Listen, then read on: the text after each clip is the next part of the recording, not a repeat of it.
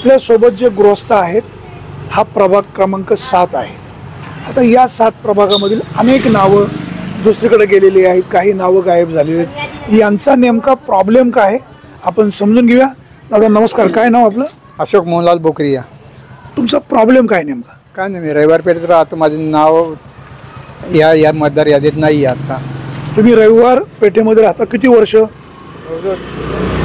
40 वर्ष झाले। 50 वर्ष। 40 वर्ष। मग आता प्रभाग क्रमांक हा 7 आहे, आता नाव तुमच्या कुठल्या प्रभागात गेले ते नाही माहिती मला, पण माझं नाव इथं नाही आहे। आता मग तुम्ही चौकशी केली? नाही केली मी चौकशी, मी मतदार यादी पाहिली, माझं नाव इथं नाही आहे। मतदार यादीत नाव नाही याची तरी खात्री केलेली आहे? नाही आहे, नाव नसल्याची खात्री केली? खात्री केली ना। काय तुम्हाला काय वाटतं काय झालं असेल? नाही, मला नाही सांगता येणार, पण इथं नाही आहे नाव।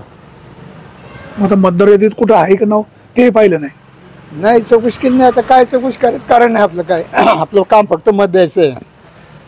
मग आता तुमचं नाव जर नाव नाही एवढं कन्फर्म झालं, तुमचं जर दुसऱ्या प्रभागात नाव गेलं असेल मग तुम्हाला तिकडे मतदान करावं लागेल। मला आता वेळ नाही तेवढा पाहायला, मी तिकडे आता जायचं म्हणजे शक्य तुमच्या ह्या प्रभागातले कार्यकर्ते, अगोदरचे नगरसेवक किंवा जे कोणी ऍक्टिव्हिटी असेल त्यांनी पाहिलं पाहिजे।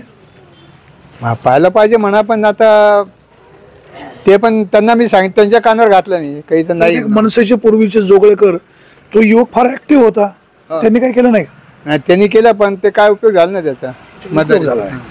आई बा, आपण जुन्नर नगर परिषदेच्या प्रशासनाची बदनामी करत नाही, परंतु वस्तुस्थिती समोर आणणं गरजेचं आहे।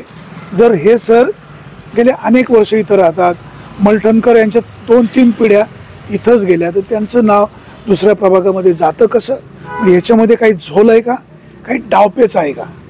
जुन्नरकरांनो, जर असं कोणी करत असेल आणि त्याच्या पाठीमागं जर एखादा कोण शकुनी मामा असेल तर तुम्ही नोंद घ्या, अशीच अपेक्षा। सुरेश वाणी, विघ्नर टाइम्स, जुन्नर।